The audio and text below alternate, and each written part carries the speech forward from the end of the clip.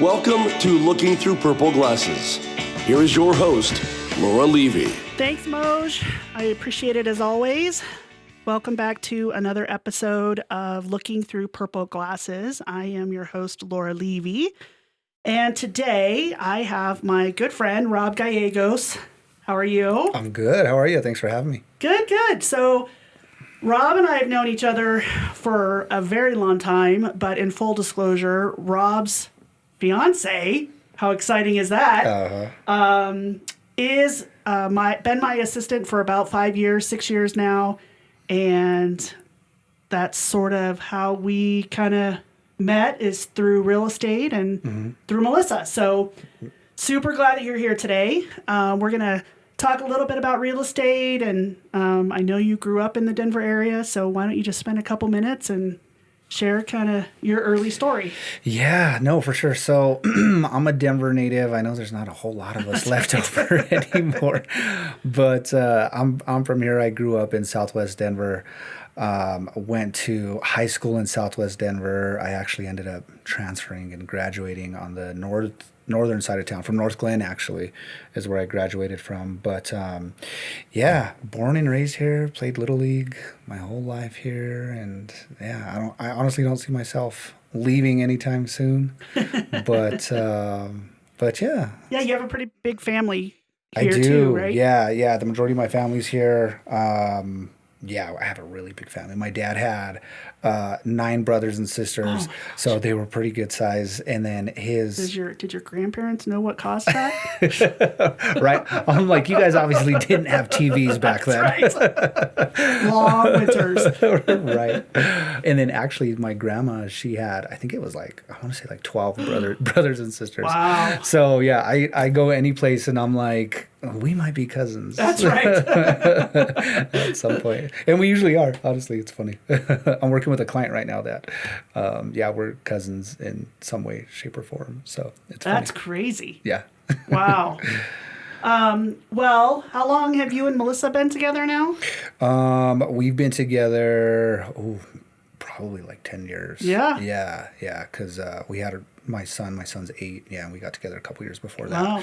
And for the listening ears, he's a new girl daddy. I am, yes. Yeah, she actually just turned 6 weeks here very recently. So started all over after 8 years. And yeah, it's been tiring. You can probably see the bags under my eyes right now. So if I'm tired, I know Melissa is probably 10 times more tired than I am. Yeah. She's super, super cute. And she's amazing. She's probably a solid 15 years away from real estate. So Yep. Close to it. Showing assistant. Yeah, she's about 14 years away from showing assistant. So, well, awesome. I wanted to find out how you got into real estate. So, because I know in your early pre-real estate, you maybe worked for a barber. Mm-hmm. Okay. Yep. I'm like, I think I have that story right. Yeah. So, kind of early on. Yep. So, to be 100% honest with you, I wasn't really planning on talking about this. From the beginning, how I got in. I guess it's an okay time too. You might. Yeah. I don't even think you know this honestly too much about me. So, I was young and didn't make the best decisions. At some point in life, I made a lot of good decisions, but we'll just put it this way: I made a mistake. And so I got in a little bit of trouble. Honestly, and that affected. I guess I could just come out and say it. I got in some trouble. I ended up getting a felony on my record. Okay. And so I remember I honestly done a little bit of time. I went away for a little bit, and when I came back, it was really difficult to find a place that would hire me to get a job. So that was really difficult. And I was like, you know what? If nobody's going to hire me, I have to just kind of get something on my own and figure this out on my own. And I had family members that were barbers and hairstylists and cosmetologists and stuff. And so I said, you know what? I'm going to go to barber school. Ended up getting my license and started cutting hair. I'd done that, honestly, probably for a good, solid 10 years or so. Wow. And, I learned once I got to kind of that 8, 9, 10 year mark. I'm like, man, you wouldn't think so, but it's really tiring. It's exhausting. Being on your feet all day, having your arms up, not being getting everybody's lunches, therapist. being everybody's therapist. Oh my gosh. And then having to start all over, a new session every 30 to 45 minutes. Yeah, right. You hear someone else's story. So I had a couple of real estate agents that I cut their hair, and they were like, man, you got a pretty cool personality. I think you do good in real estate. I'm like, oh yeah, maybe give it a shot. I'll look into it, I guess. And yeah, my uncle, he actually was a real estate agent too. He told me something similar. And it was just that time when I'm like, you know what, I don't want to cut hair the rest of my life. And it's difficult to, obviously find any other kind of job, and probably ain't getting in any kind of corporate world, and definitely not going to be a policeman or firefighter anymore. Right. So I was like, you know what, let's look into it. And I actually ended up just going to the classes and getting licensed to be a real estate agent, and I really, really enjoyed it. And I haven't really looked back since, honestly. So I got there by mistake. It wasn't on purpose, but it's absolutely worked out, and that's the plan that God had for me. Sometimes, it's those Ys in the road that you're standing there and you're like, if I go to the left, it might be this. If I go to the right, but, you go through life, and there's lots of hills and valleys, and as long as you keep moving and keep putting one foot in front of the other, I think most of the time it'll figure its way For sure. out. I think a lot of times we ask ourselves, like, why is this happening to me, right? Yeah. Like, why am I hitting this obstacle, this roadblock right now? And I think the better question is okay, how can I, make something positive come from this, right? Or what can I learn from this? Or if there's a roadblock here, it's obviously means that I'm being steered in a different direction, Sure. right? And so, it's exactly what it is, just an obstacle. You got to go around it. And so I learned that very quickly, instead of saying, hey, poor me,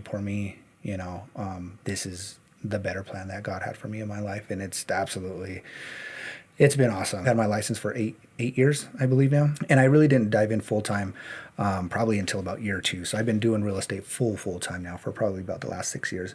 But if you would have told me 5 years ago, it's crazy how much can change in 5 years, right? Oh, right. And you would have told me 5 years ago the life I'd be living right now. I mean, I'm not like living this extravagant lifestyle, right? But it's But you have a career. It's exactly. I have a career. I have a home. A home that I own. I have a pretty nice car. I'd say I have some pretty cool little dogs, even though they make me pull my hair out. They're not little dogs. Don't try and fool anybody. You have one little dog and two big now. Two little dogs and two big big dogs? dogs. Yeah. Oh my gosh. Oh my God. I I tease Melissa. them that they have a farm. But Literally, if it were up to Melissa, we would. But yeah, I mean, a lot can change in 5 years. And if you would have told me, I'm in the position I am now 5 years ago, I probably would have cried, because I'd be just so thankful that that's where life took me, and that's where I was at. Or that's where I am at.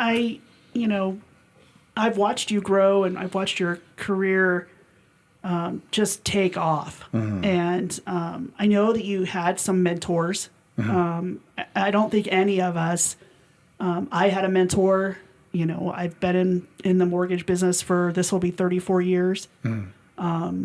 And I had mentors coming up on my mom's passing anniversary. It's here in another couple days. And she was a mentor. She was in the mortgage business and got me into the business. And Oh, wow. I had, many other strong women, matter of fact, that kind of guided me early on in my career. And I look back and am so thankful that I had those people. And I know you did too. Who are those that were kind of early on for you that For sure. helped you along the way? I think, and it's kind of funny how things kind of come full circle, but I think just mentally, like a mindset aspect, I definitely contribute that to playing sports. and then having the type of dad that I do. And really just my parents in general, you know what I mean? My dad had a really, really tough life growing up. Like, he's told me some stories that it's like, oh my gosh, you need to write a book. Or like that's the kind of stuff Start you a podcast. You see the movie. Yeah, you need to start a podcast, Dad. Maybe we need to have him on Looking Through Purple Glasses. Oh man, you better schedule like at least a good 3-hour podcast. Part 1, Part 2, Part 4, Part 6. Exactly. But yeah, just seeing the kind of hardworking people that they were and seeing what they came from. My dad grew up in the projects. My mom grew up in the projects too, here in West Denver, and they didn't have a whole lot of money. They only grew up in a single parent household. You know what I mean? And like, my dad grew up without a dad. He had to kind of figure out how to do that, and he had to help my grandma raise all of his other brothers, well, not all of them, but some of his other brothers and sisters with, my grandma. We had a 3rd grade education. And so it's just like, he had to kind of figure things out a lot on his own. And so I take that like resiliency that I seen from him, and, I definitely try to embody that when I think I'm going through a tough time, right? That, and then, I grew up with him being my coach. I played football, baseball, and basketball growing up. I played football and baseball. I started when I was 6 years old. And he'd been my coach basically all throughout Little League. Wow. And so yeah, I mean, just the kind of life lessons you learn in sports, right? Sure. Just kind of prepares you for life, specifically, your mindset. Yeah, I like lifting weights. I like being in the weight. I like being fit and stuff. And I learned that from my dad too. I remember at an early age, my dad would sit me on his stomach, and he'd be down on the bench press, and he'd be bench pressing with me on his stomach. And so it's like just a lot of those little things that I kind of kept with me. I definitely contribute to, having awesome parents and of course the sports too. Yeah, that's great. So, I know that you're coaching your son's baseball team now. Yep. So that's sort of come full circle now. Yeah. That's, I guess I forgot to circle back to that, but that's what I meant. That, things kind of came back full circle because, I've been coaching my son's baseball team for the last, few years now. It's amazing. I'm actually helping out. So my cousin took on the head coaching job for football at Sheridan High School. Oh, wow. And he brought me on as his strength and conditioning coach. And then I'm also going to be helping out with running backs and DBs as well too. Yeah. So football is definitely my love, my sport, the one that I loved. I played a little bit of Division II college football. And so yeah, I was ecstatic to be able to help, at the high school level. That's a level that not a lot of people get the opportunity to coach at and, try and make an impact at. So I'm busy right now, to say the least. Well, I know, we always talk about, do the things that make you happy, because there are always going to be parts of our lives and pieces of our lives that don't make us happy, right? That's just life. Mm-hmm. And so, we, being in similar industries, we probably have 8 out of 10 good days in our jobs. And it's when we have those 2 days out of 10 that if we get to go coach a baseball game or help in the strength and conditioning, the things that make you happy, we talk about it every single episode. Mine's hockey. So, if I have a really bad day at work and I get to go watch a hockey game, I can sort of let it go and realize that, tomorrow's are going to be a better day. And exactly. I think everybody needs to have something that they do that really makes them happy, right? Sure. Because it helps to balance life out. So yeah, super excited for you. And I know that's going to definitely keep you busy as the market starts to heat up. We're in the last couple of days of March. And so we're just starting to get into that spring buying season.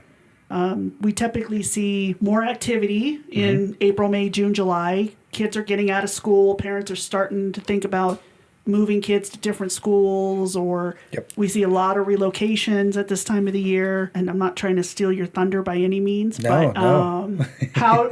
where's the market at right now? Where do you see the market today and kind of going over the next couple of months? Yeah, no, for sure. I feel like these last couple of years have just been crazy with like how the market's been evolving. Traditionally, right, this springtime is, when things kind of start to heat up. I mean, there's not a whole lot of people that want individuals coming in and out of their house during the holiday months, especially here in Colorado where it's snowing, you know what I mean? Right. And so, it's definitely, we're still, hitting that seasonal trend. Definitely a lot of people are still gearing up to buy. I have, a ton of people that were in the pipeline that were like, Rob, I think I'm going to hold off until the springtime. So I've had a couple of those people pop up. And yeah, I mean, there's definitely still a supply and demand issue, right? But, once spring kind of comes around, I think it's definitely going to heat up for both buyers and sellers.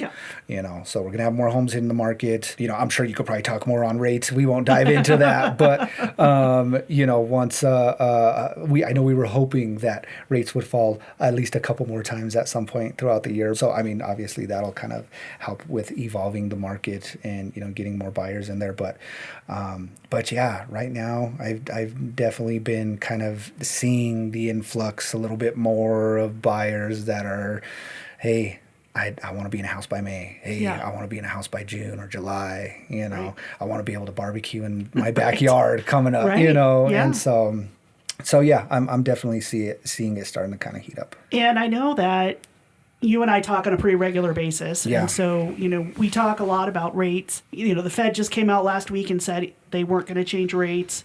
We were anticipating 3 rate cuts to the Fed rate, which, if you follow me on some other of my social media platforms, I will talk about how there's not a direct correlation with the Fed rate to mortgage rates and mortgage-backed securities. But with them holding, we're down to possibly 2. And when I say possibly, you could probably toss a coin in the air and depending on what it lands on, figure out whether or not they're going to actually meet 2 or 1. Right. So I think the consumer, with professionals like yourself and I being the educators over the last 12 months, have been able to, educate the consumer into knowing that a rate that starts with a 6 is a healthy market. The people that have been sitting on the sidelines saying, I want to wait for a 3, it's like, well, you're going to miss out on that. Yeah. And if you wait, the cost of waiting is a real thing. Absolutely. And so inventory, are there price points right now that are shorter on inventory? What's kind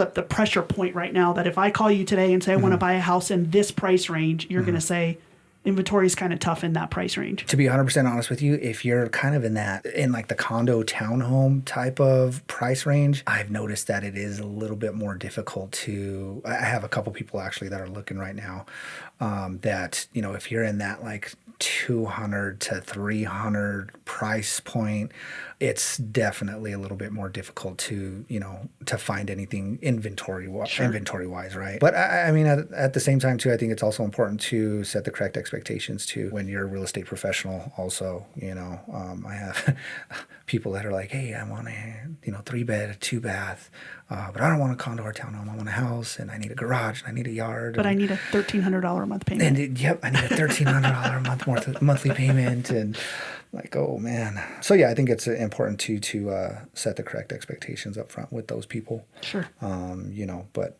yes, to answer your question, I think that 200 to 300, maybe even 350 mark is a little bit tougher. Yeah. Well, I know that, again, as we talk often about products and things that are available for people, we do a lot of first-time home buyers together. A lot of those first-time home buyers want down payment assistance.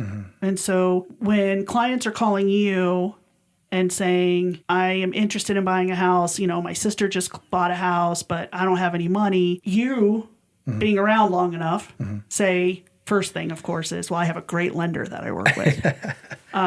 She has a pretty cool podcast, too. And she likes sports.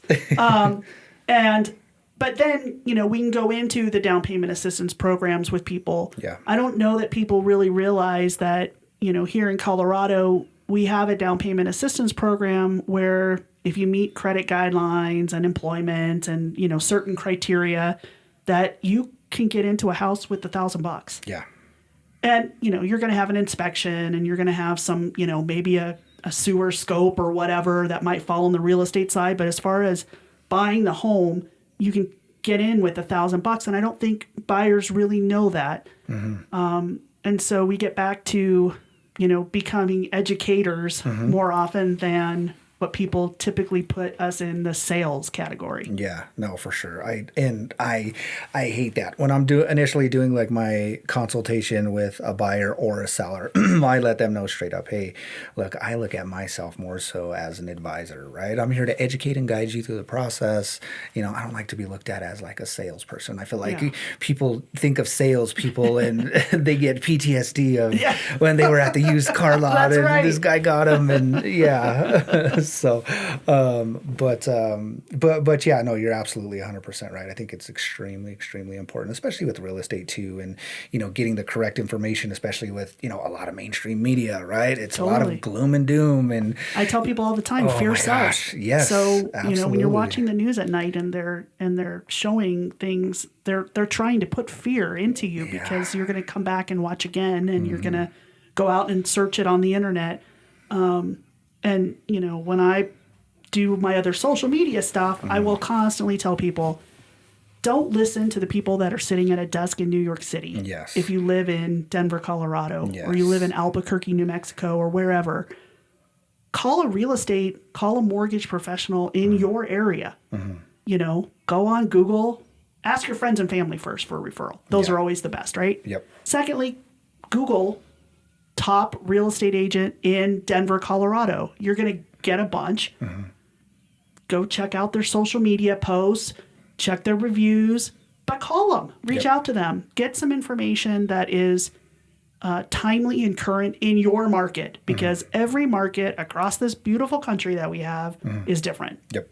100%. And somebody that's sitting at a desk in New York City shouldn't be giving you education, knowledge on a market in Denver, Colorado. Exactly. Yeah, I couldn't agree with you more. Very well put.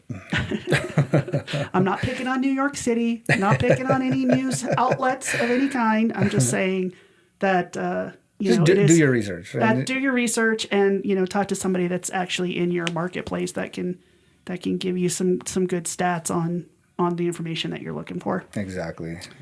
Well, I appreciate you coming in today. Yes, thanks for having me. And I will let you get back to selling homes and finding some buyers for us. And yes, I will, of course, link.